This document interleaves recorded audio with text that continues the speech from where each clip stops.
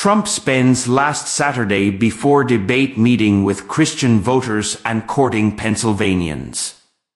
Former President Donald Trump, in keeping with his preference for shunning traditional debate prep, spent his last Saturday before his first one-on-one showdown with President Joe Biden on the campaign trail.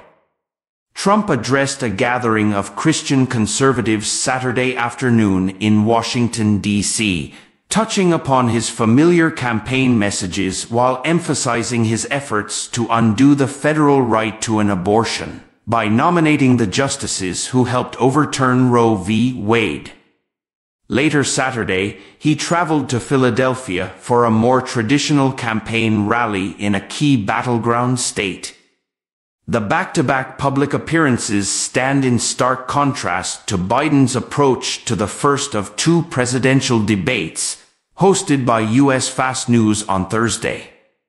The president and his team are spending the weekend before the debate at Camp David, poring over briefing binders and holding mock debate sessions as he crams for his high-stakes meeting with Trump. While Trump has held informal briefing sessions with advisors and allies, he has also kept up an active campaign schedule. He held a rally in Racine, Wisconsin, on Tuesday and attended a fundraiser Thursday night in Ohio. Trump's campaign is relishing the juxtaposition of the two candidates' preparation styles. While Joe Biden's advisors force him to hide away at Camp David for some much-needed rest, President Trump is keeping up with his busy campaign schedule, Trump spokeswoman Karoline Leavitt said. Speaking to reporters at a Philadelphia sandwich shop Saturday, Trump said, "I look forward to Thursday. I know he's locked up in a log cabin someplace. You can imagine what he's doing," referring to Biden. Earlier Saturday, the former president attended the annual Road to Majority conference hosted by the Faith and Freedom Coalition, a group founded by leading evangelical voice Ralph Reed. Trump has addressed the conference 9 times over the years, though his appearance Saturday came as he has tried to distance himself from the strident anti-abortion positions of Christian groups, like Faith and Freedom. After arguing for a federal abortion ban and leading the charge to overturn Roe v. Wade, Trump now says future fights over access to the procedure should be left to the states.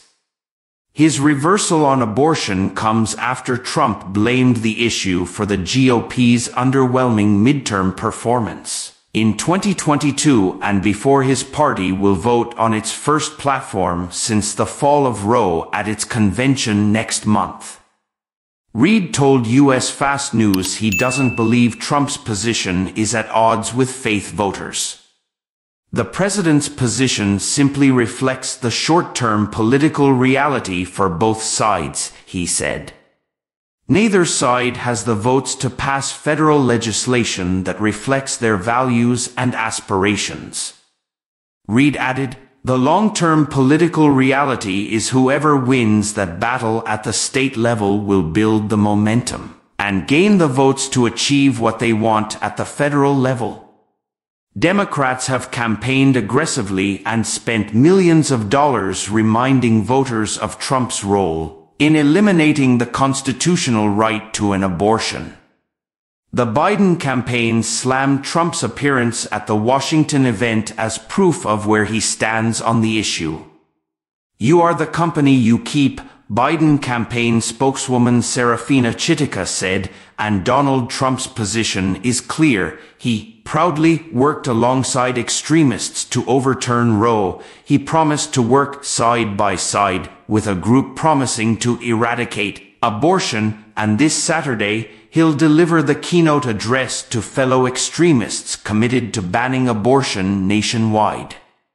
Trump's rally in Philadelphia on Saturday evening marked his 4th appearance in Pennsylvania this year, as the race for one of the top battlegrounds heats up.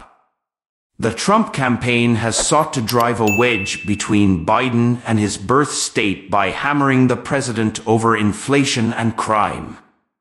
Trump homed in on crime in his remarks Saturday, saying Philadelphia was being ravaged by bloodshed, and highlighting the attendance of family members of slain Maryland mother Rachel Morin, whose suspected killer authorities say illegally crossed the U.S.-Mexico border last year. Southeast Pennsylvania has become a hotbed of activity from both presidential campaigns. Trump held a rally in Lehigh Valley in April, and in February, he released a gym shoe at SneakerCon in Philadelphia as part of his outreach to minority communities. Biden won 92% of black voters in Pennsylvania 4 years ago en route to capturing the state, key to his overall victory. But a recent poll from the New York Times, the Philadelphia Inquirer and Siena College found his support in the state among black voters had fallen to 50%. Ahead of Trump's Saturday rally, the Democratic National Committee unveiled new ads it said were aimed at highlighting Trump's history of failing black Americans and how he's left the black community behind. The counter-messaging push comes as polls show that black men are more open to supporting the Republican nominee in this year's election than they have historically been. Along with a billboard in Philadelphia, the DNC planned to deploy at the former president's rally a mobile billboard that highlighted the higher unemployment rates for black Americans under the Trump administration compared with the Biden administration. The committee planned pro-Biden kiosks around Temple University, where Trump's rally was held, that highlighted the student loan debt relief and increase in public education funding delivered under the Biden administration. Donald Trump was a disaster for minority communities, particularly black Americans. He says he's not racist, but his record says differently. Over and over again, he has insulted cities with significant black communities, and during his time in office, jobs disappeared, unemployment more than doubled for black Americans during the pandemic, and his tax scam widened the racial wealth gap, DNC spokesperson Abhi Rahman said in a statement.